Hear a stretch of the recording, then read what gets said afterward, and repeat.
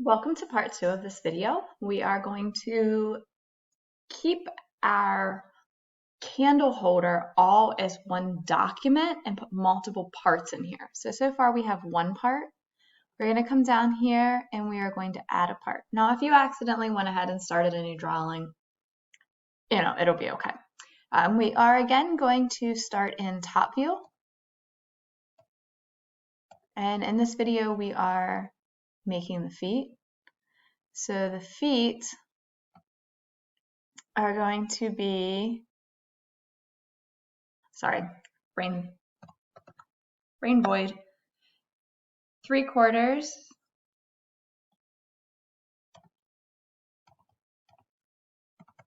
by 3.5 inches.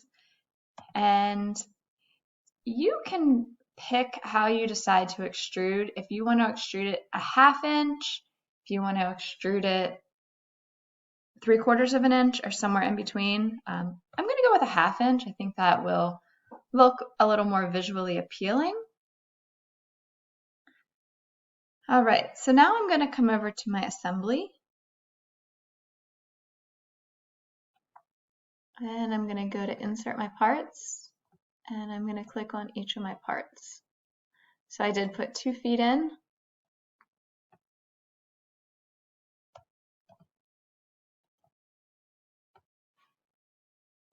I'm not sure why I'm struggling to move one of them.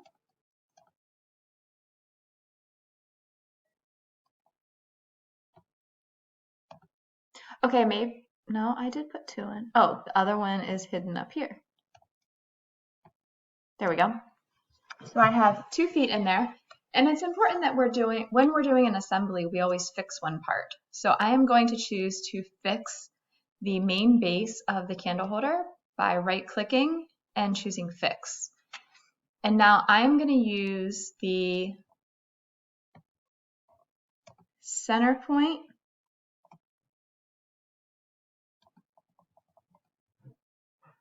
and the center point to install my first foot. And I'm going to do the same with my other one. I'm just moving this so I can see. If for some reason you do need to rotate these as a review, here's how you can rotate, and you can key in the dimension, or I should say the degree. That would be more accurate. All right, so I'm going to do my center point again to my center point. And now I have my feet installed. I can look at it in front view to see that I think this distance looks visually appealing. Now that we have our assembly, we are going to create a drawing, and that drawing is going to have both parts and our full assembly in it. So we'll go to our plus sign and say create drawing. We do want ANSI A inches.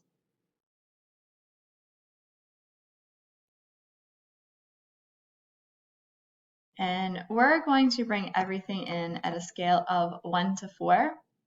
So that means for every 1 inch we see on the screen, it's actually 4 inches when we make it. However, we dimension at the scale in which we're building at.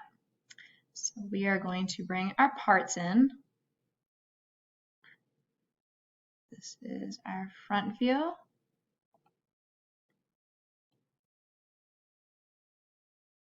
Top view. Side view. And I'm not going to put an isometric view in because my isometric view is going to be of the full assembly. Now I need to bring the foot in.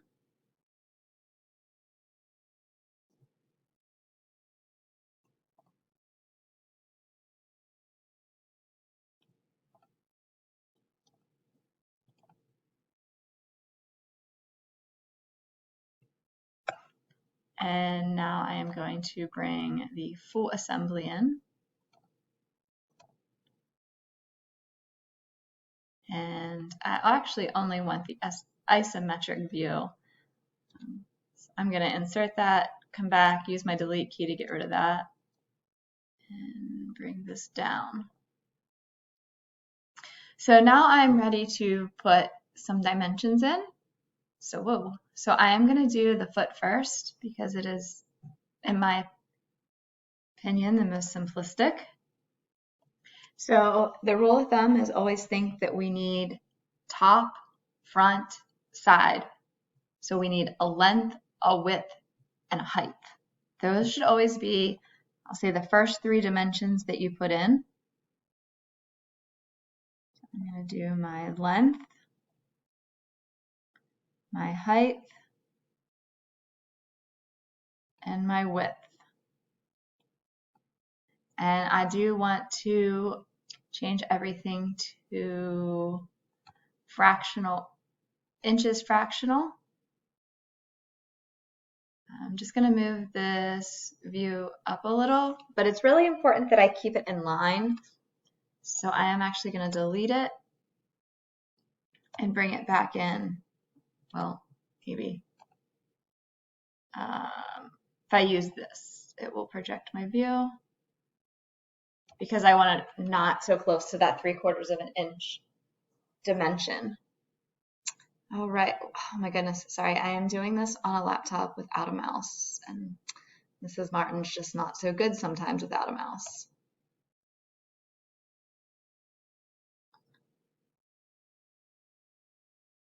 All right. So now I am going to dimension from circle to circle, the placement of my circles and the diameter of my circles. So I'm going to go ahead and I'm going to start with the diameter. And because we'll be using the drill press and a drill bit, that's why we make sure we dimension the diameter. Anytime you're using a drill bit, you should dimension diameter.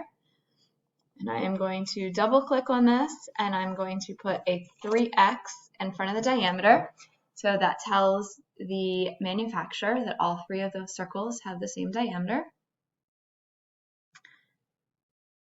And now I'm going to put a dimension that establishes in height where they are located at. And then I will establish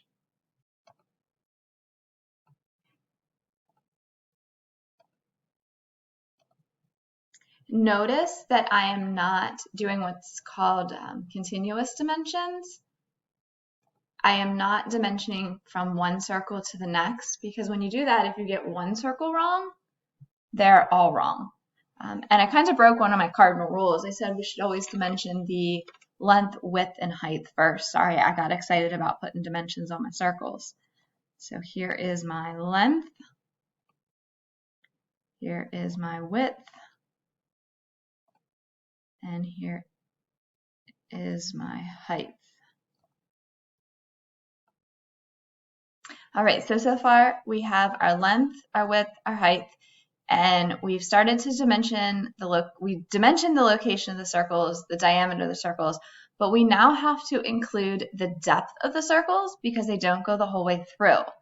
And that reminds me, we actually need to, on this front view, I need to do a right click,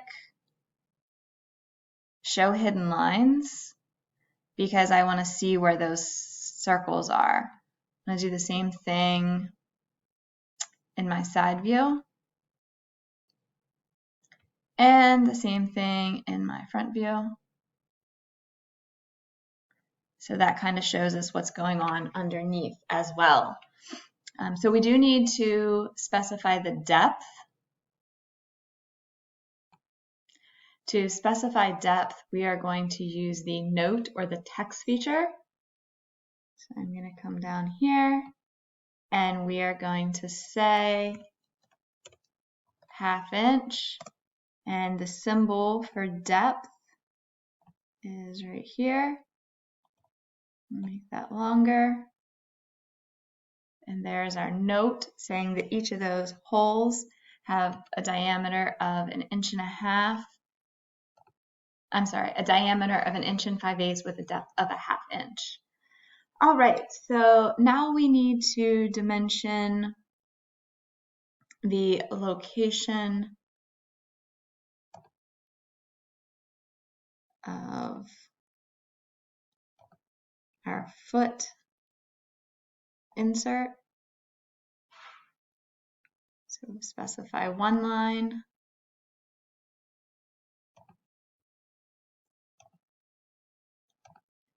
And the other. And then we need to specify the depth of it.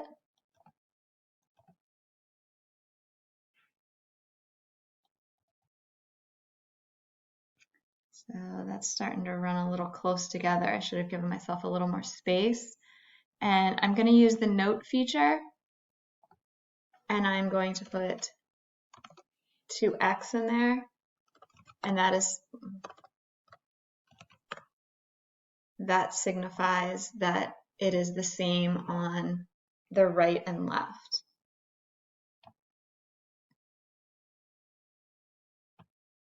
And the next thing I need to do is specify my angle. And I am going to specify this in two ways. One, that it's 3/8 of an inch down. And two, I am going to specify it on an angle.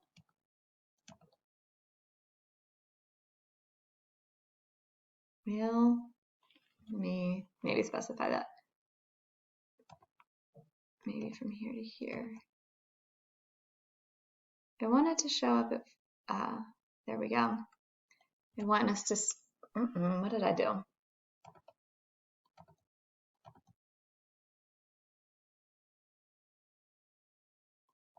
I want to specify that it's a 45-degree angle because that's how we are going to cut it on the miter saw. But it's important to know that the 45-degree angle does start 3/4 of an inch down. Otherwise, that could just be a logical guess. So I'm going to use a note again, and I'm going to put a note in here of 2x to let the manufacturer know that that is done twice, once on each side. I'm also going to add a note here specifying that the foot, that we need 2 of those.